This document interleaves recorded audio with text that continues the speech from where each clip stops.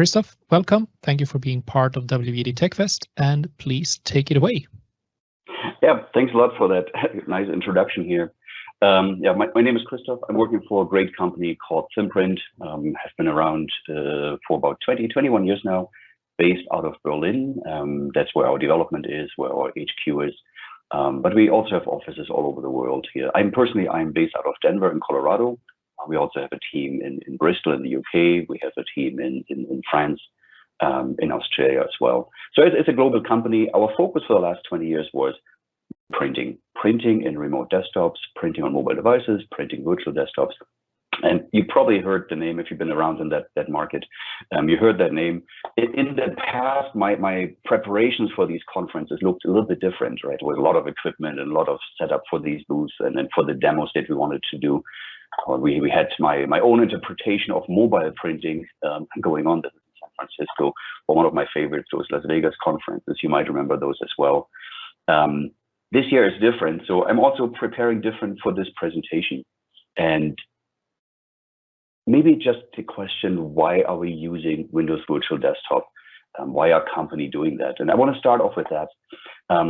The reason, when you ask enough people, will probably come down to these points. Like, with little investment on short notice, organizations can provide solutions to their users and customers that can be accessed from anywhere. They're easy to use, they're easy-ish to administrate, and by design, they're scalable.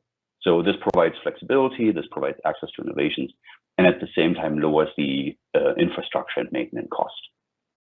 Now, when we ask the same question about benefits for Microsoft Azure, why are companies using Microsoft Azure?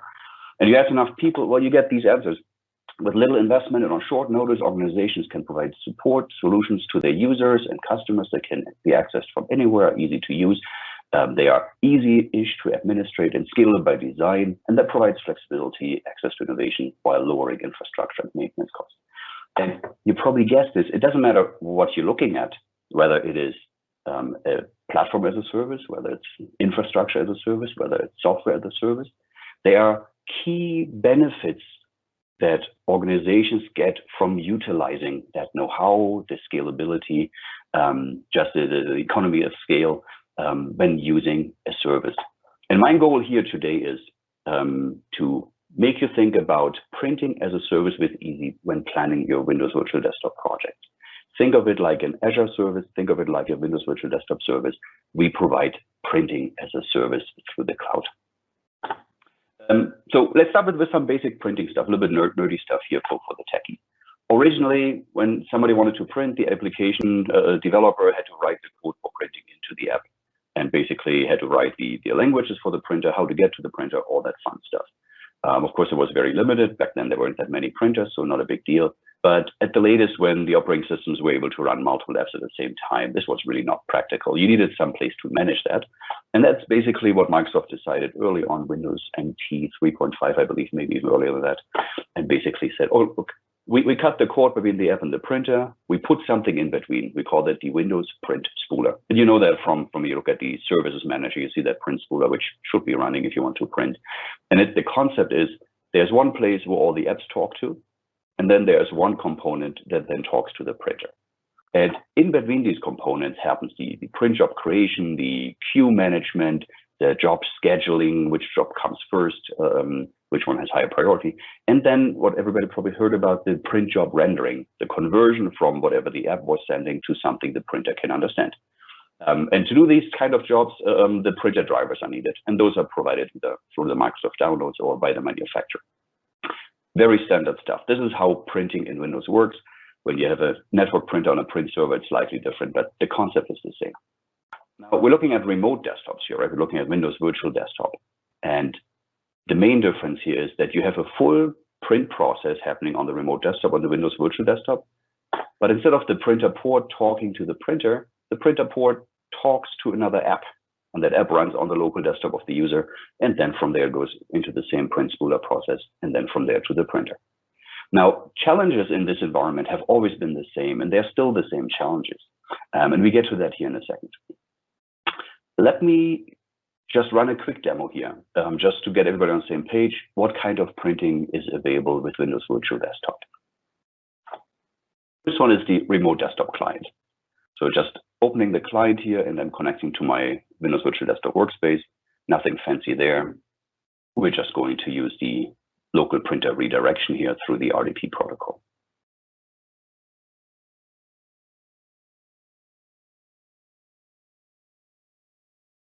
Okay, there's my desktop.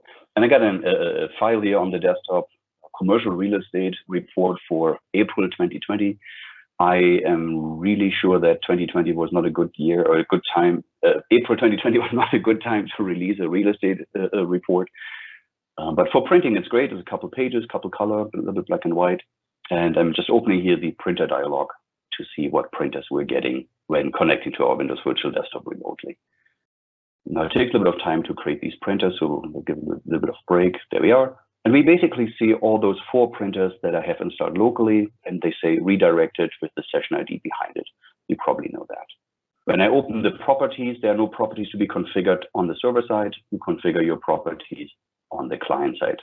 And when you print, the job is created on the Windows Virtual Desktop, and it's then put into the RDP channel and sent to the local print system. And I'm opening that here for a second and look at the print queue, just so that we see that the print job actually arrives there.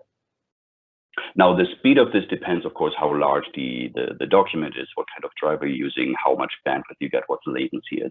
There are a lot of factors that go into this. So it's not really an easy question to say, oh, a job will take this long. It's usually, what does the user experience require? And on top of that, then you have to consider your printer might also need time to warm up and things like that. Okay, so there's our job. Very simple. This is what you get when you print with the Microsoft RDP client and connecting to Windows Virtual Desktop. Now, another way, which I think is really cool, is connecting to Windows Virtual Desktop with the web client. And that's what I want to show you next, how you can print from that web client. Same idea. We're connecting here using the web client instead of the app. Now it's wrapped into an app, so it's still the Edge browser. It just doesn't look like the browser. And I'm connecting. I'm having clipboard and printers enabled so that I can actually get printers created. And again, we'll take a little bit. I copied the credentials, so I can just paste them here in a second.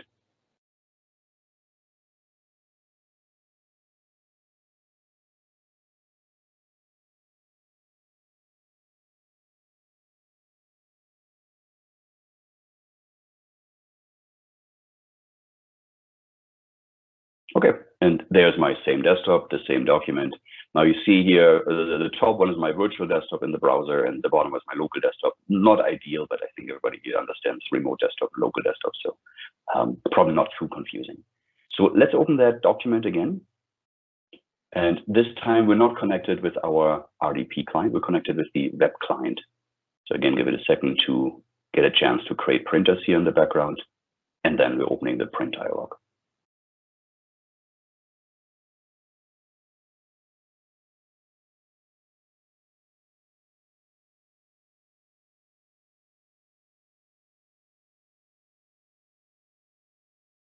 Okay, and there it is. So when you use the Windows Virtual Desktop via web browser, you get only one printer. It's called Remote Desktop Virtual Printer, redirected, and then this session ID. There are very few properties that the user can choose here, just landscape, portrait, and a couple of standard paper formats. So example, if you have a printer that needs to print A0, A1, or you get label printers, it wouldn't necessarily work with this. Just hit print.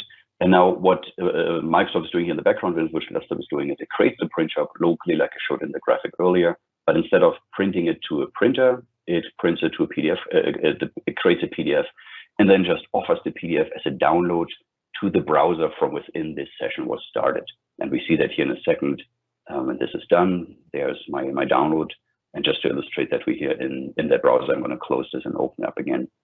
So we are in that remote desktop. Now I can open the file, which my default PDF viewer here is Edge.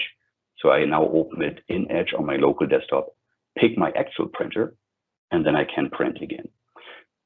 So basically, when you print via the web interface, you're printing twice, right? You're printing once in your virtual desktop, and when the job is being downloaded, you print again on the physical desktop. That's basically the two ways of printing that are built in Windows Virtual Desktop. And there are a couple of things that you would need to consider when you're planning for Windows Virtual Desktop projects that involve printing. And I would say 90% or 95% of these projects will involve some form of printing. Well, some will be more extensive, some will be just occasional printing. But the thing with printing is it doesn't matter if you use it once a month or every day 10 times, you still need the same infrastructure, you still need the same configuration, you still need the same effort to get it to work. So that's why it's so important to consider printing when you consider Windows Virtual Desktop. And I showed you the two ways that you can print out of the box, but even those have a few things that might bite you in the butt in the end. So let's go through things that you can consider. If you recall the second demo here, right? So Windows Virtual Desktop via the web interface, you had to print twice. So if you got batch job printing, where we had a customer with an app that created checks, very common here in the US, not so much in Europe, I believe. It created one print job for each check. So can you imagine you're printing 1,000 checks, you get 1,000 jobs? Normally that's not a problem, they just print out. But here then you have to open 1,000 PDFs manually and hit print again. So that's one thing to consider, batch jobs. The other thing to consider is what happens when the session closes. Are these jobs always done when the session closes? On your normal PC in the office, it might not be a big deal. You say print, you close your desktop, or you just log off, or sorry, not log off, you disconnect from your desktop, and then you just go for lunch or go home or do whatever. When you're in the remote desktop environment, Windows Virtual Desktop environment, you can't really do that. When the user disconnects or when the user logs off, that session kind of stops working. So that connection to the local device where the printer is configured doesn't work anymore. So that's one thing to consider. Can printing maybe take longer than a user session? Are there reports? Are there something that the user just triggers and then it gets printed from that machine? The other part to consider is there printing going on that is done outside of the user session? Think of SAP, think of ERP systems, think of some kind of other reporting systems that might have a client component that gets triggered through Windows Virtual Desktop, but the actual printing is not happening within the virtual desktop. So that print stream, the print data from these systems, couldn't make it back into your virtual desktop and then from there down to the session or through the user browser. Challenges from that would be what kind of drivers would these systems be using? How would the system even know that there is a printer? How would the system be able to address the printer and send data to that printer? You see that with checks, I mentioned that. We also see that with packaging slips, with labels, all these kind of maybe not standard Office use cases, but definitely use cases where WVD is attractive and require this kind of printing that cannot rely on that session protocol between WVD and the desktop. In the past, and normally you would now say, well, we just set up a print server. So the back office printing, infrastructure printing prints through infrastructure, and then the desktop printing prints through the desktop. What you have to ask yourself is, are there already print servers there that you have to support? Because if every user is accustomed to picking up a printer share from a print server, for example, and you set up Windows Virtual Desktop without that capability, you will have to train these users to change things. You will have to staff your support staff, your support staff to make sure they understand how to support these. So if there are print servers already, maybe for monitoring or compliance or performance and manageability, you got to ask yourself, how do I get them into this system? Because you have to deal with connectivity. The cloud doesn't necessarily know how to get to these print servers. You have to deal with the data volume. I mean, print jobs can be huge. We have print jobs that have 2 gigs of data. We have print jobs that have 4 gigs of data for some customers. The vast majority will be small or smaller, but even there it adds up. And as you know, with Azure, any kind of data that leaves your cloud, you're kind of paying for it. So if you get a lot of print data, they're not compressed, they're just sent over the internet, you might have a cost issue, but you definitely will have a performance and connectivity issue. And one thing I want to point out, because it's often overlooked, the print server, normally when you have a print server, users pick up their own printer shares, or you assign printer shares via policies. These are SMB shares. And it's a very old protocol, was not designed for WAN connections. And you already see that in on-premise installations these days, or private cloud installations, that if the print server is too far away from the actual user, from the desktop, then this kind of picking up printer shares, showing printer properties, or then the actual printing is extremely slow. And the reason for that is that we're basically sending remote procedure calls over a protocol that's then wrapped into something over the internet within a VPN usually to these printers, and expect the response back the same way to these remote procedure calls. So it's highly inefficient. If you need to use print servers, keep that in mind, that even though you might have a VPN and connectivity is not the problem, you will still experience a performance issue due to latency and possibly due to data volume. This is the category of, let's say, infrastructure printing, right? Where you have something in the back, you have a print server that you want to utilize, or that you have to utilize just because they're already in place. You don't want to reinvent the wheel. The other type of challenges of things that you have to look out for is actually with the local device. Many customers or many projects start off with, let's set up the Windows Virtual Desktop and use local printer redirection because everything is already configured there. But there are a few things that need to be considered, even though it might work for some devices, it might work for the current situation. The situation could change, and then you build a system that cannot easily be adapted. So think of, are there lockdown devices that are centrally managed and provided to users? Or are these users changing workplaces frequently with these kind of managed devices? And are users maybe supposed to print to non-managed printers? To illustrate that, I can give you an example here from my own work environment, working from home here for a while now. We have a VPN into our data centers, and whenever that VPN goes on, I cannot print locally anymore, right?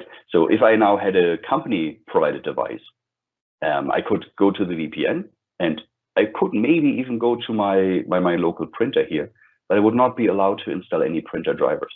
I will not be allowed to install any software on these managed devices, obviously, because that would be a security risk, maybe a compliance risk.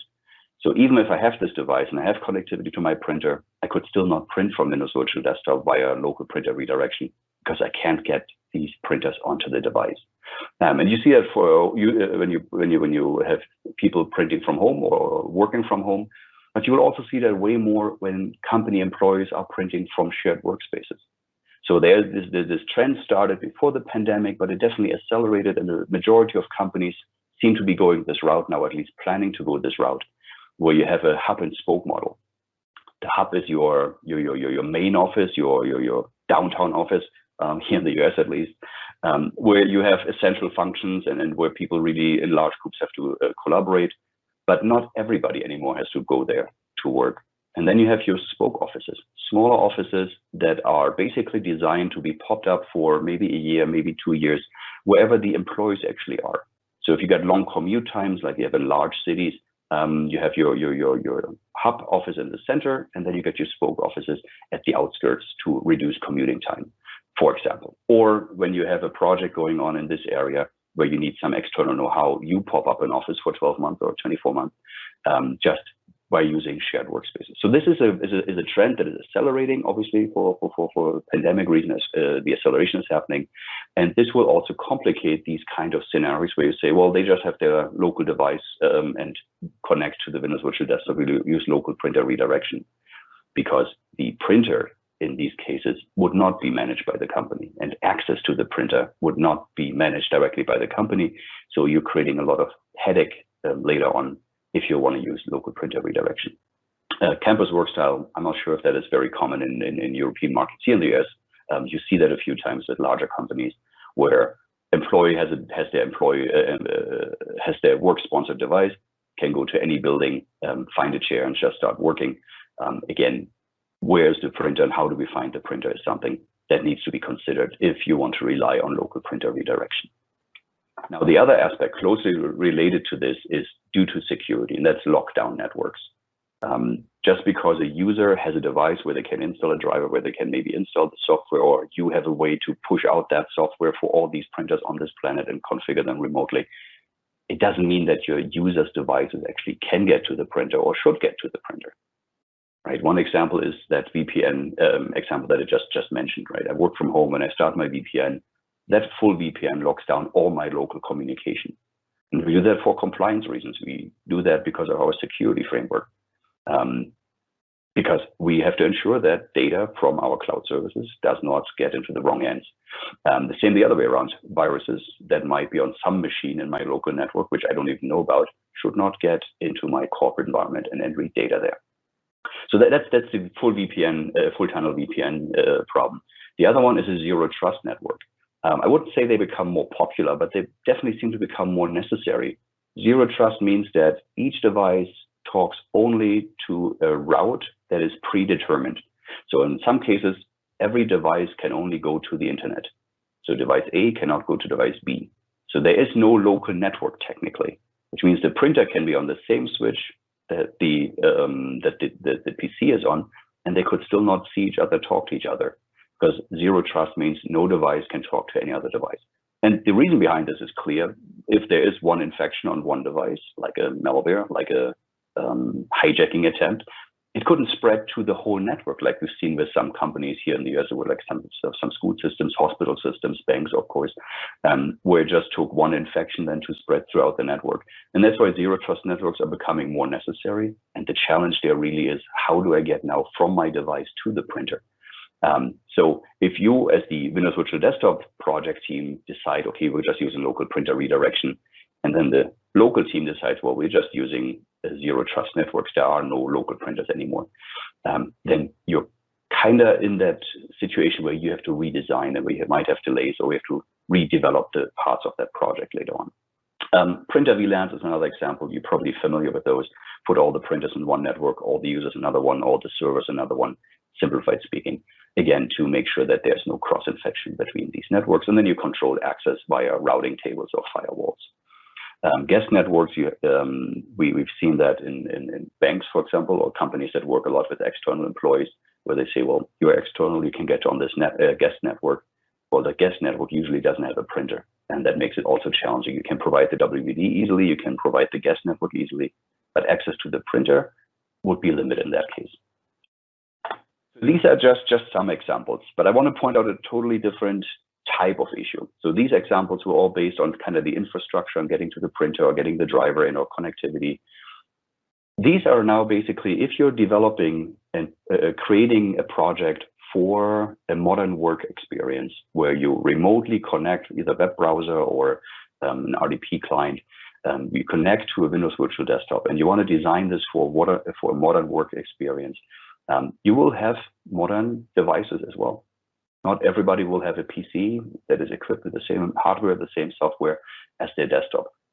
Some of them might want to use the iPad, or you might equip iPad for some employees that then run Windows Virtual Desktop for certain situations. Here we got an example from Freak Person using WVD on an Android device. Christian Brinkhoff posted this on Twitter, working from a Tesla. Looks like he's in a garage, not in a traffic jam, but yeah, why not? It works. And then here, my personal favorite, using Windows Virtual Desktop from Nokia 9500. Okay, I made that one up. That one's not real. But the point is the same. If you are designing a Windows Virtual Desktop, and only consider Windows-based end devices that are fully managed and can be fully configured, you're limiting yourself a little bit, or you're limiting your users in the future to only be using these devices. And that's why I'm a big fan of decluttering these parts of the project. And printing is one of these pieces that you could declutter. That doesn't have to be an essential part of your core project that has lots of dependencies on hardware and software. So talking about Windows Virtual Desktop, and this is the graphic I showed earlier, we're having to deal with these questions. What driver do we use on the Windows Virtual Desktop? Is it just a PDF driver? Is it the actual manufacturer driver? Is it a universal driver? We have to deal with, how does the job actually go from the printer port to then this second app that receives the print job? What is this second app actually? Does it run on these devices? Can it actually receive data from Windows Virtual Desktop? And then we also have to think, is there actually a print system on the local device that is able to run printer drivers? Do we have printer drivers for that? And to make this more plastic, more concrete, let's have a look here on the left side, this table. You might be very well aware of this table. This is provided by Microsoft, and it just lists the functionalities of each of their different RDP client or remote desktop clients. And when it comes to printers, you see Windows MSTSC, that's what I grew up with, no problem, printing redirection is supported. Windows Desktop MSRDC is supported. If you get the Microsoft Store client, local printer redirection, you're out of luck. It doesn't work. Same with Android, with iOS, can't do. When you have Macs as the end device, then yes, you can print or you have local printer redirection, but there's cups only. So there might be some implementation that wouldn't work. And then the web client, as I just showed, would print. And this is just the remote desktop devices or the remote desktop endpoints that Microsoft has software for. And you already have to consider, will my users in the future use the store client, or will they use these classical RDP client? Will I have Mac users? What will run on these Mac users? What kind of printers will they have? What to do with iOS, Android? Chrome is not even mentioned here. If you got Chromebooks, for example, for your employees, they might then use the web client only, but how does the Chromebook then find the printer? And that's what the right table here shows. It's just a summary. It's not complete. It's not perfect. It's just a few ideas of the common operating systems. And then based on where the printer is in regards to local or remote and what type of printer it is, will it even work or will it not work? And there's a very simplified list. I'm sure there are way more criteria you have to consider, but you see, you have to make like 20, 30 different scenarios where you have to say, oh, that wouldn't work, that might work, we don't know. This probably works, but needs something. That will definitely work, we're pretty sure about this. And you end up with a very complex, cluttered project map just for local printing if you really want to design a Windows Virtual Desktop environment that can use printing for all kinds of users now and in the near future. Why is that the case? Why is that so complex, right? I mean, you got lots of other components that you deal with when you have Windows Virtual Desktop projects, and they don't seem to be as complicated or as difficult to remedy if you have to. So thinking about how we work these days, and that's everybody's familiar with that concept here in this group at least.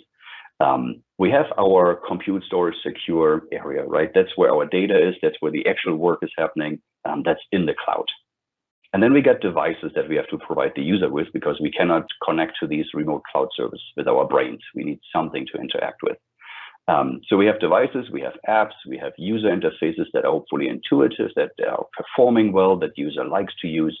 And these interact with our compute store cloud via the internet. And it seems to be almost intuitively that in projects, printers are then designed as an attachment to the devices. So they don't really fit in this model of I interact with hardware, and then this hardware has software that then runs with the cloud. And that's why I'm proposing, don't see these printers as attachments to the devices that users are dealing with, because that's where all these complexity comes from. That's where all these complications come from. Basically see them as other devices in that interact layer. It is a device the user interacts with that runs a software which then connects to the cloud to perform certain functions, in this case, to retrieve print jobs. Or maybe download secure jobs, these kind of things. So, and when you look at it this way and see a printer is just another device the user interacts with, and this interaction layer should use the internet to connect to a cloud layer, then you come up with cloud printing in a nutshell, a very basic concept here. You have one side where your users' desktops run in the interact layer, and that's the sending jobs, sending print jobs, sending documents. You got your cloud that performs the authentication, the security, delivery, and a lot of other functions that can be done in cloud printing. And then you got your printer, which receives the job where the user walks to, maybe enters a PIN, maybe just grabs the paper or scans a barcode, things like that, and the job comes out. And by using this design, you take away a lot of these complications that your projects might already run into or could run into in the future. Because now the connectivity between the Windows Virtual Desktop and the device for printing is not relevant anymore. At the same time, the local device, whether it can go anywhere or cannot go anywhere, whether drivers can be installed or not, all of that doesn't matter anymore. So this is what we built.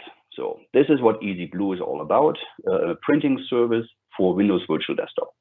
And we started ezeep about 6-7 years ago. We started working with Microsoft on Windows Virtual Desktop about 3 years ago. We launched one of the launch partners for printing in Windows Virtual Desktop environments. And we're spreading out from there, obviously, in all kinds of other scenarios as well. But we're focusing here on Windows Virtual Desktop. We want to impress customers, or when you got those techie, nerdy guys asking questions, we show this graphic and say, look here, this is how complex it is. And then we explain all of these, and we can tell after like 5 minutes, like, oh, yeah, they don't need to know that. They don't want to know that. What they want to know is basically this. On the left here, you got your Windows Virtual Desktop Cloud. And on your Windows Virtual Desktop instances, you install the ezeep print app. The ezeep print app talks with the ezeep Blue Cloud and basically finds out what printers should I create for which user, what are the properties I should use for these printers, what printers might be changing. So what printers was there maybe 2 minutes ago, but now not anymore. And then this print app basically creates these printers for the user. And when the user prints, it sends that print job to the ezeep Blue Cloud. On the other end, we have our printers. And for printers that don't have an ezeep Blue connector, as we call it, built in, we can either use an existing server or a PC that runs all the time. I mentioned print servers being part of the infrastructure before, and if that's still the case and you want to keep those, absolutely, you can use them with ezeep. Or you can use a small appliance we call the ezeep hub to either replace your print servers or not having to set up print servers. Imagine again, or remember that scenario where you set up a work group for 12 months or 24 months in a shared workspace, like a small business suite, 6 people, 12 people. Do you really want to set up a full-blown server so they can actually then print from your remote desktop there? No, you probably just want to set up a small hub, the small device, which then communicates the printer information to the cloud. And then in the ezeep Blue Cloud, that's actually where all the magic happens. We are rendering the print jobs there, we are monitoring the jobs there, we allow the admin to administrate users, groups, and printers to make sure that they stay in control who should be able to print to what. And for these scenarios where that local printer redirection or where local printers is desirable, you can also use a local connector on Windows or Mac devices so that you don't have to have 2 separate solutions where half the company prints locally with Windows Virtual Desktop and the other half prints then via ezeep Blue. All of that is included and integrated. Okay, let's do a demo. I think demo will illustrate that really nicely. There was a lot of theory now, and I'm going to switch to my web browser here as soon as I can find it. That one. So full screen. You see I'm on my Windows Virtual Desktop. I got that commercial real estate document open up here already. And since I'm already here, might as well start the demo at this point. I do have the ezeep print app installed on this Windows Virtual Desktop environment. So when I go to print and I look at my printers, I see a couple of printers with S2 behind it. Now this is only for remote desktops or for Windows Virtual Desktops because we have to keep the names unique. So it's a session ID, is session 2. However, for scenarios where Backoffice apps require static print queues, we can change that naming scheme and be a little bit more flexible in that regard so that these apps will have more or less static printer names. When we look at these names here, the first 3 are the ones that ezeep created. The last one is our remote desktop virtual printer that Microsoft redirected. We are actually reading the printer properties directly from the printer driver or from the printer queue. So when I open this Brother, a more or less basic printer, I see these paper formats, for example, and I see that there's duplex support. When I open the Canon IPF 8400, now this is a large plotter with lots of different formats. You see all these paper formats that this plotter actually supports based on its driver. But we also can see our finishing options. Oops. So if the printer would support stapling or punching or binding, it would be available here to the user to pick directly. The same with duplex. This printer does not duplex. The Brother, for example, does support duplex, right? So here our duplex settings are there. So what I'm going to do is I'm just going to print one page here. And so we have the experience once. It's not really something that you've never seen before. I got my printer queue opening up here. So when I'm printing to the Canon generic, we can open this queue on this side. I got a virtual desktop here. I just use this a print server here. Again, lots of screens, but we're all techies, we know that. And I'm opening the queue here as well.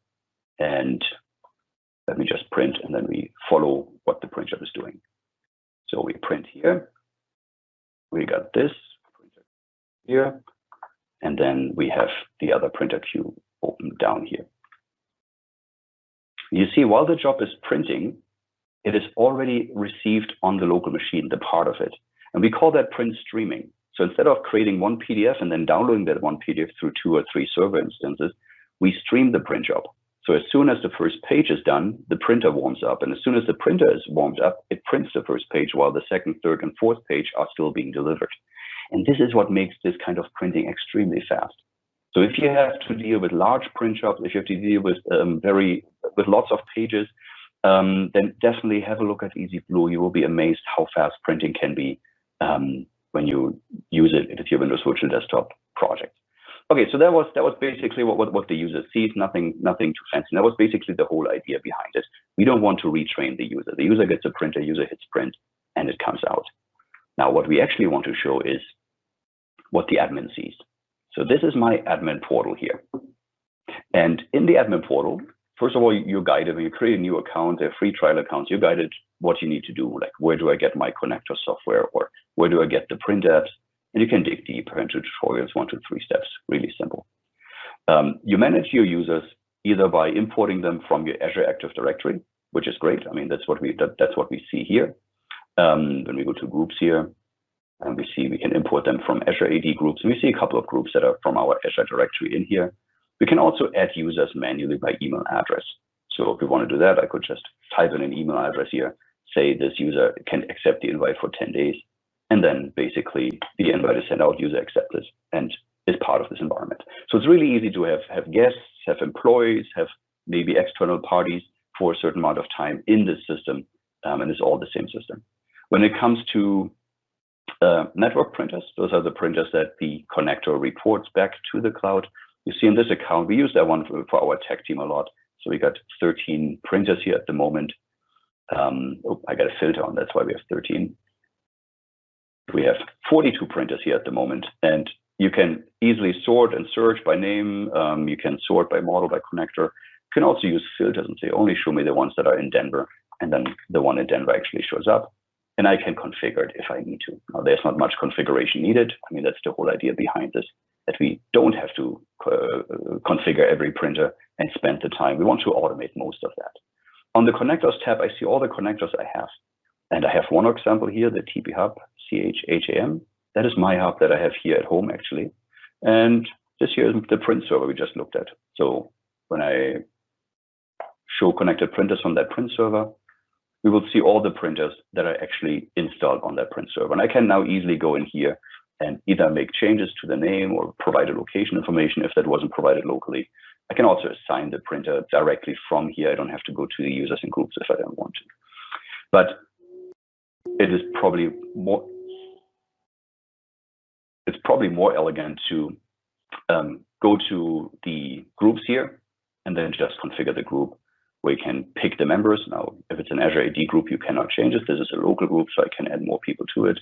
And I can just pick the printers that I actually want to have. So we had a couple of Canon printers. Let's add a Kyocera printer here. And what makes the solution really great is the user doesn't have to log out or doesn't have to disconnect and reconnect or run a script or any of those things. It just takes about a minute at the most, and then this printer will just show up. So I just added a Kyocera printer. Oops, let me double check, just making sure. Sometimes when you talk and type, something gets lost. Yep, Kyocera ecosystem, we added it. And now within a minute or so, this printer will show up here and users can print. I don't want to wait a minute. We can get back here in a second. So the last thing I want to show you here in this GUI is basically the local printer support. This is for the case that you want to use a connector that runs directly on the user's device, so that you might not want to use a print server, or maybe the local printer path is the best for the current situation for these users. You can do that here as well, just by adding that Azure AD group or the ezeep group into the permission list here and allow them then to print that way to their local printers. Okay, so one more peek if that printer showed up. Yep, there's my Kyocera, and I can now simply print to it and be done. Now, the printer up here, the Brother HL, that one is different. These printers here, they're all running on a Windows-based print server. So when you say cloud print solution, but you need a print server, you're kind of like, well, what's the whole point then if I already need a print server? It doesn't really change that much cost-wise. And that's why we have the ezeep Hub.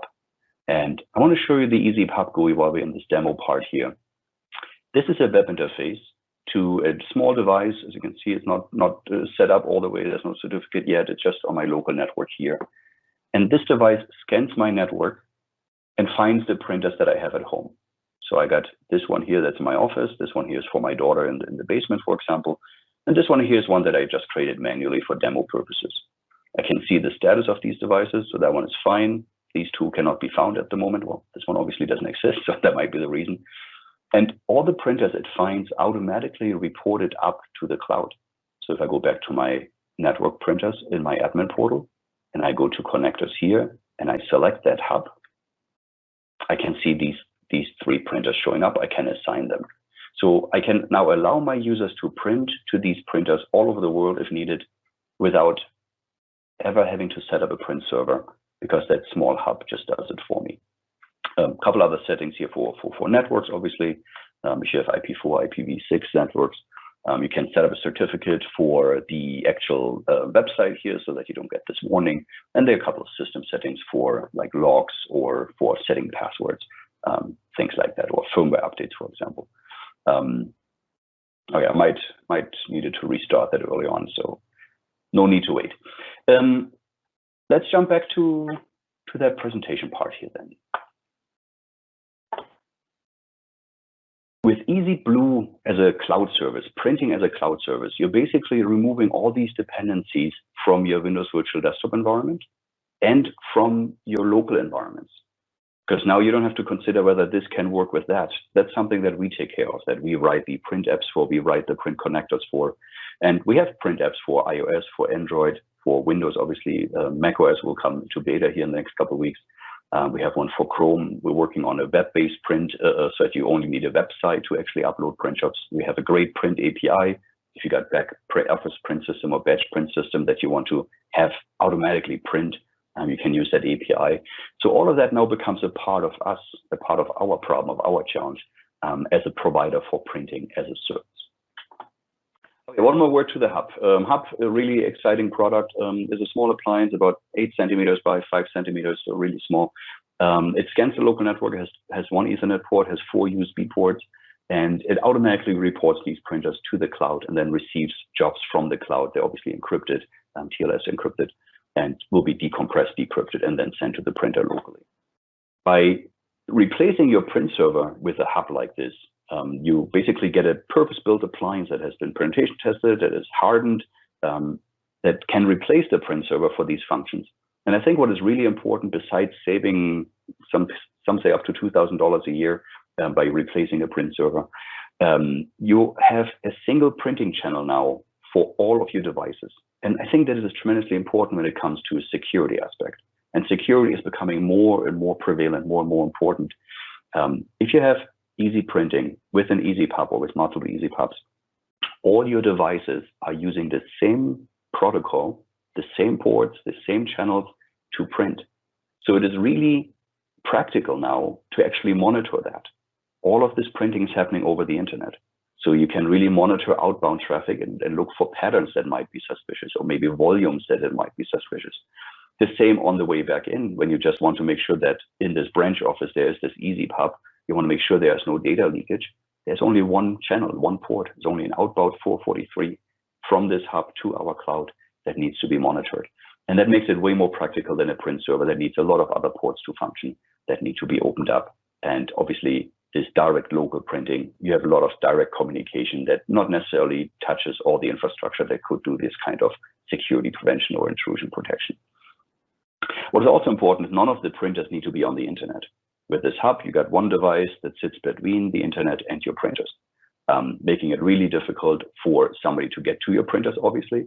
But I think it also makes it really challenging for your printer to send data into the internet or over the internet to somebody else. So having that separation there really secures your print environment as well. Now, speaking of being in between printer and the internet, the same applies to between users and printers. The cloud is between the user and the printer. So there's no need for a direct connection anymore. All we need is an encrypted outbound port 443 TLS secured channel. And that's what the app builds. That's what the connector builds. And that replaces all kinds of VPNs that you would normally need for printing. The access to these printers is controlled by the admin portal and not by whether somebody can get to the printer or not. So it's not by firewalls or routing tables. It's really an active decision. Yes, these printers for these users.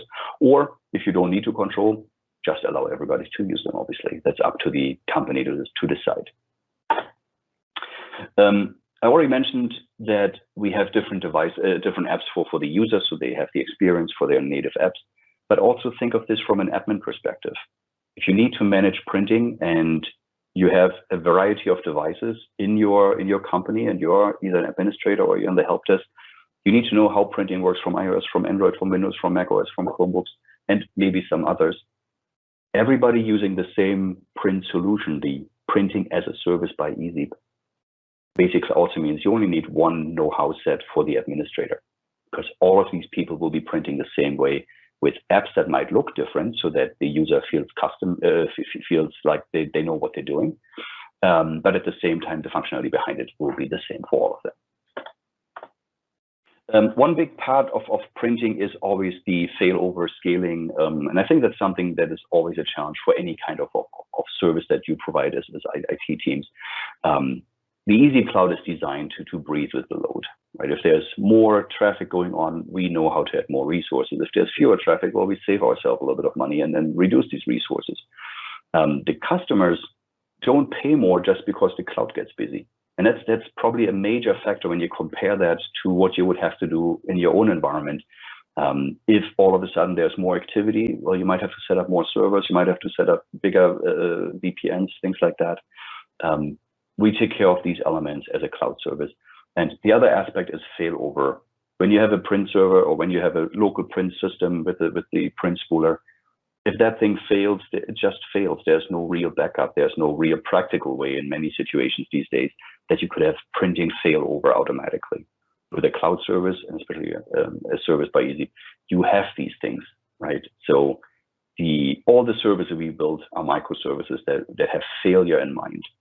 Not because we're bad programmers, but just because things happen and we know that each component needs a failover. Each microservice needs to have another one that can take over when there's too much to do or when one of them fails. So that is all built in here. And that's why, to come back to this slide from the beginning, the short time, the little investment to provide organization with solutions so that they have the accessibility and the ease of use and the scalability that they need for printing, we can provide that as a service easily. We're doing this for a couple of years. We've got the experience for 20 years now. And so the flexibility for businesses that comes from just being able to do it, make the decision, let's try it out, and 30 minutes later, you got your environment set up. That's something you cannot do if you do it on premise with your own know-how, with your own technology. And at the same time, we lower infrastructure, we lower the maintenance cost. And I just want to illustrate what that specifically means for Windows Virtual Desktop. On the left side, we see our nice little convertible here, printing as service by ezeep. On the right side, we see the truck. That is the you do it yourself comparison. First of all, by using a service, as with so many other services, that's why we're using the Azure service, that's why we're using Office 365 as service, you will be successful faster, right? You will have faster rollouts because you can exclude a whole part of challenges that you need to consider from your equation and say, look, we're getting this service, they take care of that, we focus on this. So low time commitment and very short deployment cycle just to get this started, to find out how it works, what it does, and then deploy it. It will make your projects less complex and faster to get started. Now, when you actually then have users going onto these environments, either as a proof of concept or maybe as a rollout, a small scale rollout, you have the peace of mind that all the printing topic is taken care of by experts. The same like a cloud service provider for Azure, their customers go to that provider because they don't want to deal with how exactly are the permissions, why is this subscription not showing up here, or why is that service not working within that subscription, these kind of things. The same applies to printing. You got the expert know-how. We do that. We anticipate the fluctuations in the cloud, so you don't have to deal with, oh, am I on full load? Am I not on full load yet? Is printing slower? Is it faster? It reduces the number of staff that you need just to monitor printing. We're designed for maximum availability, so you really have that peace of mind that printing somebody else takes care of for you. Then when you go for a full-blown rollout, maybe even a rollout that wasn't anticipated to be as large as it turns out to be, again, as a global cloud service, we have the ability to scale that dynamically. We have the ability to have the resources to automatically grow with you. If some parameters that you set yourself for the project change because all of a sudden this is so successful that 10 times more people want to use it, you have to redesign certain elements. And by not having printing part of this equation and having it as an external service, you don't have to do that for printing. And then here the last part, and that's the constant enhancements and improvements. By having several hundreds of customers, when we improve something for one of them, all the other 99 would also get the same improvements. And obviously, we as the experts, we're looking into the market, we see what's going on, where people are printing, why they're printing, because that's basically how we make our money. That's how we make sure we stay in business. So you will benefit from the anticipated needs that we see in the market. 2 years ago at a conference, I think it was at the Ignite conference, we had a flyer that talked about printing as a plugin from Office 365. It is about now that we're getting these kind of questions. How do we print from a web-based Office 365 to our infrastructure printers? And that's what I mean with anticipating the needs by experts. You have that peace of mind that it will up to date. You will get all the improvements any other customer gets. And at the same time, you can be sure that upcoming printing needs will be developed as part of the service, instead of you having then to create a solution for a patch, for a Band-Aid, so that you can keep it working. And here's maybe the most important part. And I think that's where I come to the end here with quotes from customers, prospects that I work with in a more consulting facility. There's no good printing, there's only bad printing and printing. So that was one that kind of was wondering why he should invest money in that. This one I like was from a consulting company in Atlanta. Nobody cares about printing until it stops working. And it's absolutely true, right? It's just printing. It's 60-year-old technology. Oh, not quite. 50-year-old technology. Why would I have to worry about it? Why would I have to wait or call the help desk or any of that? No, I don't care. Just hit the button. It should work. Done. And here's my favorite. That was from a bank in New York. Not a single person ever walked out of an office saying the way they do printing is really awesome. Basically, he was saying, why would I invest all my time into this? Nobody cares. Only that it works. Afterwards, nobody really cares if it was awesome, great, or terrific. They just want to print. So putting your own know-how in there, putting your own time in there, putting your own labs in there, your resources in there, to then provide something that everybody considers this is normal, we expected that. It's really a waste of your know-how. With printing as a service, you can really focus on your specialty, and you can really focus on delivering something great where you are great at, and we are great at printing. You can benefit from the experience that we get with dealing with thousands of users, or tens of thousands of users, I need to say, with thousands of companies each year. And you benefit from what these other companies want to do to improve their printing. And at the same time, you retain your flexibility, right? There's no hardware involved. Well, this hub, $96 or euros a year, so minimum hardware investment. And if you decide that you need more, we can grow with you. If you decide you need less, well, you can adjust your subscription. It is really the flexibility that your business needs to go either to mobile printing or Windows Virtual Desktop printing, or just to desktop printing like they've always done. So let me recap, and then we got a few minutes for questions if there are any, but I will also be available here in the lobby afterwards.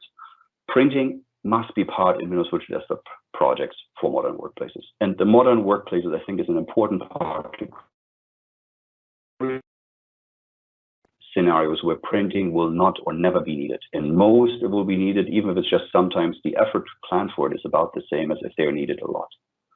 Printing as a service like we offer ensures that your project will be successful faster, because you got a whole complex topic that you don't have to deal with. We can take over, we can work with you as a partner, and we take that on as our responsibility. And then ezeep, developed by Thimprint, it stands for easy printing. That's what the name actually comes from. And by having Thimprint as the company behind it, we have 21 years of experience dealing with remote desktop printing in enterprise scenarios. So we're really uniquely positioned to provide that. In case you don't want to ask questions here, I provided a few links. So we got here on the top left side a few links: Windows Virtual Desktop Printing, our knowledge base, the support at ezeep.com, and a page about our ezeep hub, and also a link here how you can start your own free trial, 30 days, no cost, unlimited users, all features. And on the right side, if you got questions about your trial or some more technical things, feel free to contact hello@ezeep.com or contact me directly, Christoph@ezeep.com, and I gladly get back to you. by email as well. So I really appreciate your time. I will stop sharing my screen now and see if there are any questions. And again, if you don't feel comfortable doing it here, send me an email and we can discuss it offline. Thank you very much. Thank you so much for that session. I really enjoyed it. And like you say, printing will be a part of any project, no matter if you like it or not. And again, as you say too, that it's certainly something people underestimate. And I've had similar situations that you're mentioning where I, many years ago, were tasked of removing a printer from an office, and the person who lost his printer actually resigned on the spot because he loved his printer. It's a true story. He just took his jacket and went away because he really needed that printer. So thank you so much. And anyone who is still left are more than happy to reach out to Christoph and to ezeep. And thank you for that really, really good session and for making printing fun and value adding. Thanks for the opportunity to be here. And that concludes WVD Tech Fest and the partner stage. Thank you so much, everyone who has been with us for the entire day. And do save the date, the 18th of November, where we will do the winter edition of WVD Tech Fest. And hopefully that will at least be a hybrid event, so we will have the possibility to meet some of you there as well. And I also posted in the Q&A that ezeep is actually also sponsoring IGEL Disrupt, which is running in parallel with WVD Tech Fest. So if you want to talk to Christoph's colleagues and so on, join IGEL Disrupt as well. It's a free, really, really good event hosted by IGEL, so you can learn more there. So again, thank you, Christoph and ezeep, for sponsoring and for being part of the event. Everybody, have a wonderful evening. Bye-bye. Take care. Bye.